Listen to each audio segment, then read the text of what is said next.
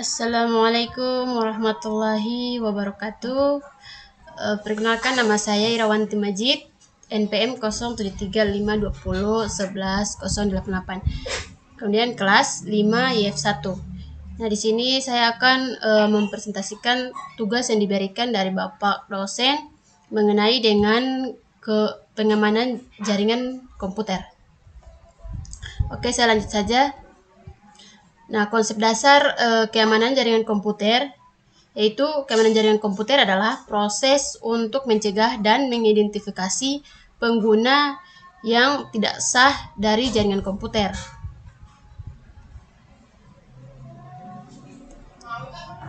Nah, kemudian tujuan dari keamanan jaringan komputer adalah untuk mengantisipasi risiko jaringan komputer berupa bentuk ancaman fisik maupun logik, baik langsung ataupun tidak langsung yang mengganggu aktivitas yang sedang berlangsung dalam jaringan komputer.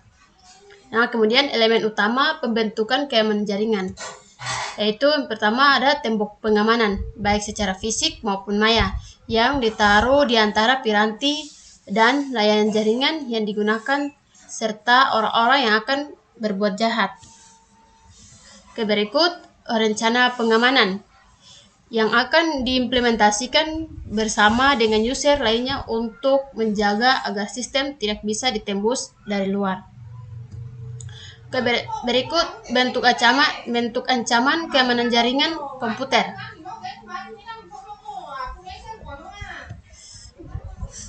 Ini yang pertama ada secara fisik, yaitu pencurian hardware komputer atau perangkat jaringan. Kemudian kerusakan pada komputer dan perangkat komunikasi jaringan. Kemudian berita ping, terus bencana alam. Itu secara fisik. Kemudian ada secara logis. Itu kerusakan pada sistem operasi atau aplikasi, terus ada virus, kemudian sniffing. Terus ada lagi itu beberapa bentuk ancaman jaringan komputer. Ini sniffer. Nah, sniffer itu peralatan yang dapat memonitor proses yang sedang berlangsung. Kemudian ada spoofing, yaitu pengguna komputer untuk meniru atau dengan cara menimpa identitas atau alamat IP. Terus remote attack, yaitu segala bentuk serangan terhadap suatu mesin di mana penyerangan tidak memiliki kendali terhadap mesin tersebut karena dilakukan dari jarak jauh di luar sistem jaringan atau media transmisi. Nah, kemudian itu ada hole. Ini kondisi dari software atau hardware yang bisa diakses oleh pemakai yang tidak memiliki otoritas atau meningkat tingkat pengaksesan tanpa melalui proses otorisasi. Kemudian ada breaking, itu perilaku menjadikan sistem pengamanan telepon melemah. Kemudian ada hacker. Nah, hacker ini ada beberapa lagi terbagi. Itu orang yang secara diam-diam mempelajari sistem yang biasanya sukar dimengerti untuk kemudian mengelola dan men-share hasil uji coba yang dilakukan. Nah, kemudian hacker tidak merusak sistem. Terus ada, jadi ini adalah cracker. Cracker itu orang yang secara diam-diam mempelajari sistem dengan maksud jahat. Kemudian muncul karena sifat dasar manusia yang selalu ingin membangun atau salah satunya merusak.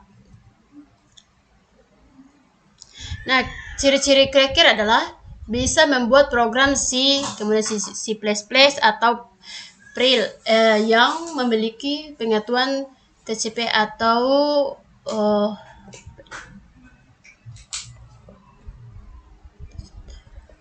IP. Kemudian ciri-ciri berikut itu menggunakan internet lebih dari 50 jam per bulan. Kemudian menguasai sistem operasi Unix atau VMS. Kemudian ada juga suka mengeleksi software atau hardware lama. Kemudian terhubung ke internet untuk menjalankan aksinya, melakukan aksinya pada malam hari dengan alasan waktu yang memungkinkan. Kemudian jalur komunikasi tidak padat dan tidak mudah diketahui oleh orang lain. Kemudian cracker faktor melakukan serangan karena spite atau kecewa atau balas dendam terhadap apa yang mereka lakukan. Kemudian sport itu petualangan. Kemudian ada profit, mencari keuntungan dari imbalan orang lain. Kemudian curiosity, mencari perhatian. Kemudian ada politisi, alasan politis. Nah, kemudian ini faktor penyebab risiko keamanan jaringan komputer.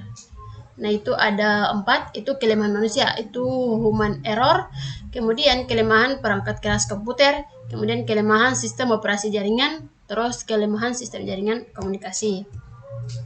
Nah, kemudian metode penyerangan keamanan jaringan komputer, yaitu ada reverse doping, itu untuk mendapatkan duplikasi pesan tanpa izin. Kemudian masquerading, itu mengirim atau menerima pesan menggunakan identitas tanpa izin. Kemudian message tampering, itu mencegah atau menangkap pesan dan mengubah isinya sebelum dilanjutkan penerima sebenarnya. Kemudian replaying, itu menyimpan pesan yang ditangkap untuk pemakaian berikutnya.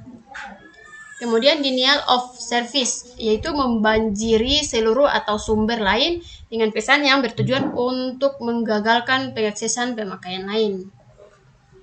Kemudian kategori serangan keamanan jaringan komputer, itu ada interruption, itu suatu sistem diserang sehingga menjadi tersedia atau tidak dapat dipakai oleh yang berwenang. Contohnya itu perusahaan atau modifikasi terhadap piranti keras atau saluran jaringan. Kemudian yang kedua itu ada interruption, yaitu user yang tidak berhak atau unauthorized yang mendapatkan akses file. Kemudian contohnya itu mendapatkan terhadap data dalam suatu jaringan. Kemudian serangan-serangan keamanan jaringan komputer, yaitu ada modification. Yang tadi juga lanjutan dari tadi, user yang tidak berhak tidak hanya mendapatkan akses tetapi juga dapat mengubahnya. Contohnya itu perusahaan nilai pada file data. Kemudian memodifikasi program sehingga berjalan dengan tidak semestinya dan modifikasi pesan yang sedang ditransmisikan dalam jaringan. Itu ada fabrication, yaitu user tidak berwenang menyisipkan objek palsu ke dalam sistem. Contohnya itu pengiriman pesan palsu kepada orang lain. Kemudian pengendalian 1 itu membatasi akses ke jaringan. Itu ada membuat tingkatan akses, itu melakukan pembatasan-pembatasan sehingga memperkecil peluang penembusan oleh pemakaian yang tidak diotorisasi. Kemudian ada misalnya pembatasan login, kemudian pembatasan jumlah usaha login, kemudian tingkat akses yang diizinkan, read, dan exit. Kemudian ada mekanisme kendali akses, yaitu melakukan user authentication atau autentikasi pemakaian, yaitu masalah identifikasi pemakaian ketika login. Kemudian metode autentikasi didasarkan pada 3 cara. Yang pertama, sesuatu yang diketahui pemakai, misalnya password, kombinasi kunci, namun nama kecil ibu mertua dan sebagainya. Kemudian ada sesuatu yang memiliki pemakai, misalnya badge, kartu identitas, kemudian kunci, dan lain sebagainya. Kemudian ada lagi suatu mengenai ciri atau pemakai, misalnya sidik jari, sidik suara, foto, tanda tangan. Ada lagi itu waspada terhadap rekayasa sosial. Yang ini mengaku sebagai eksekutif yang tidak berhasil mengakses dengan menghubungi administrator via telepon atau fax. Kemudian mengaku sebagai administrator yang perlu diagnosa masalah network dengan menghubungi end user via email atau fax atau surat. Yang kemudian berikut mengaku sebagai petugas keamanan e-komersi dengan menghubungkan customer yang telah bertransaksi untuk mengulang kembali transaksi ini form yang disediakan olehnya. Itu mencuri surat, kemudian mencuri surat atau password, menyuap atau kekerasan, penyuapan atau kekerasan. Berikut lagi itu membedakan sumber daya internal atau eksternal, yang dimana memanfaatkan teknologi firewall yang memisahkan network internal dan network eksternal dengan rule tertentu. Kemudian yang kelima itu sistem autentikasi user. Nah, sistem autentikasi user adalah proses penentuan identitas dari seorang yang sebenarnya. Kemudian diperlakukan untuk menjaga keutuhan atau integrity dan keamanan atau security data. Kemudian upaya pengamanan proteksi password. Itu ada satu daftar panjang pertanyaan dan jawaban. Variasi terhadap password adalah mengharuskan pemakai memberi satu daftar pertanyaan panjang dan jawabannya. Nah, kemudian pertanyaan berikut dapat dipakai misalkan siapa mertua abang ipar Agus. Itu contohnya. Kemudian apa yang diajarkan Bu Astri waktu SD. Kemudian film animasi apa yang disukai oleh Anda dan pasangan hidup Anda.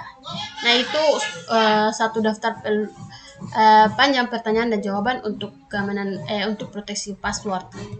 Kemudian pada saat login, komputer memiliki salah satu dari pertanyaan-pertanyaan secara acak, menanyakan ke user dan memeriksa jawaban yang diberikan. Contoh produksi autentikasi user itu ada security access atau access control encryption. Kemudian SK itu Belcore. Kemudian password authentication protocol atau biasa disingkat dengan PAP. Kemudian challenge handshake authentication protocol yang biasa disingkat CHAP.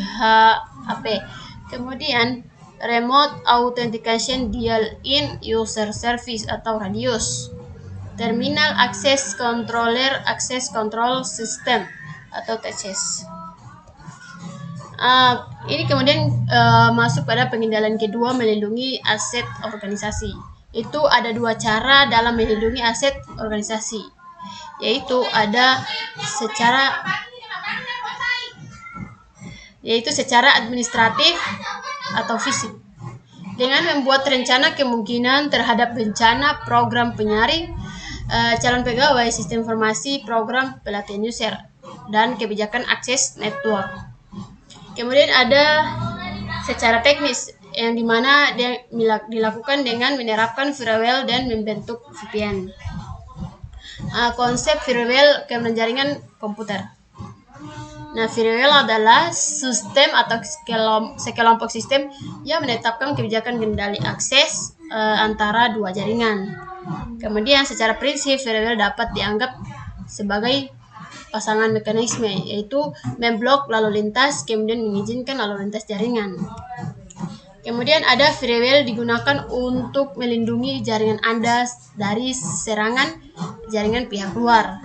Kemudian firewall tidak dapat melindungi dari serangan yang tidak melalui firewall, serangannya dari seorang yang berada di dalam jaringan Anda, serta dari program-program aplikasi yang ditulis dengan tidak baik atau buruk. Secara konseptual terdapat dua macam firewall, yaitu network level dan application level. Kemudian network level didasarkan pada keputusan mereka pada alamat sumber, alamat tujuan, dan port yang terdapat dalam setiap paket IP. Kemudian application level biasanya adalah host yang berjalan dengan proxy server yang tidak mengizinkan lalu lintas antara jaringan dan melakukan logging dan auditing lalu lintas yang melaluinya. Kemudian istilah firewall untuk keamanan jaringan. Itu ada host, yaitu suatu sistem komputer yang terhubung pada suatu network. Kemudian ada bastion host, yaitu sistem komputer yang harus memiliki tingkat sekuritas yang tinggi. Mengapa? Karena sistem ini rawan sekali terhadap serangan hacker dan cracker, karena biasanya mesin ini diekspos ke network luar atau internet dan merupakan titik kontak utama para user dari internal network.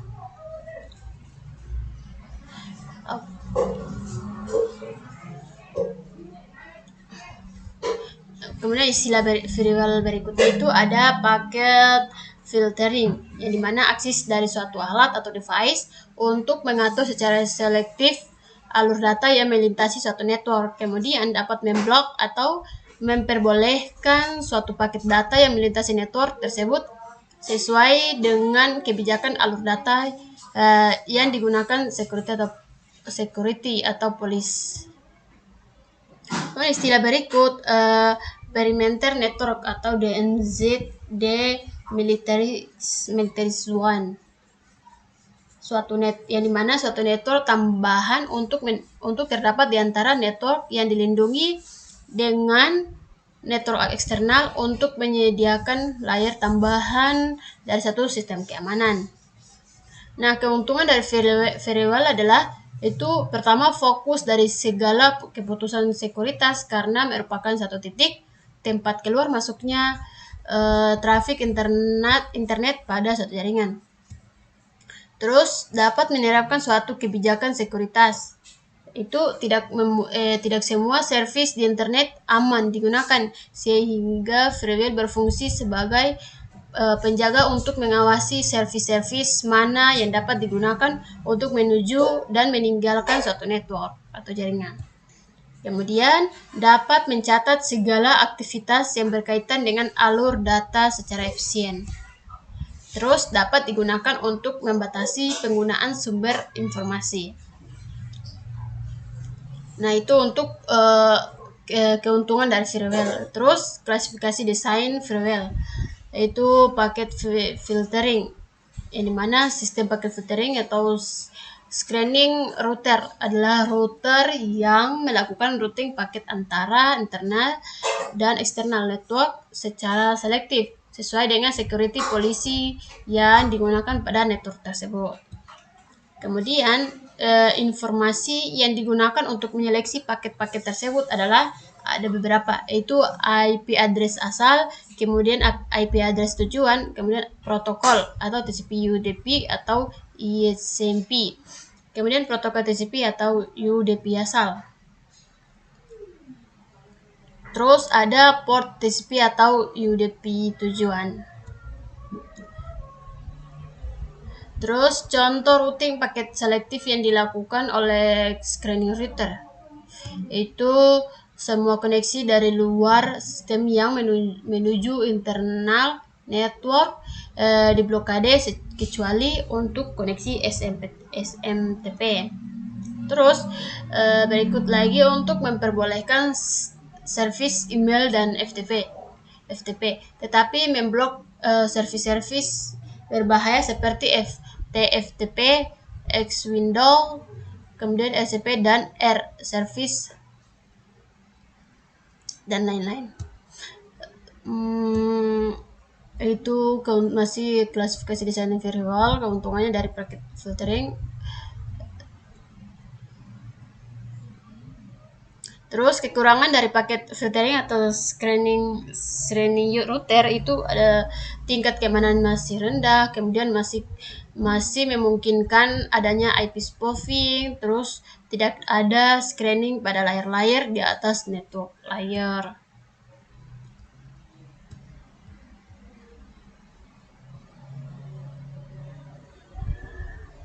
Kemudian ada keuntungan dari sistem proxy, yaitu tingkat keamanan lebih baik daripada screening router. Terus deteksi paket yang dilakukan sampai pada layer aplikasi. Kekurangan dari sistem proxy itu salah satunya itu sistem ini kurang transparan. Kemudian aplikasi yang di-support oleh proxy ini terbatas.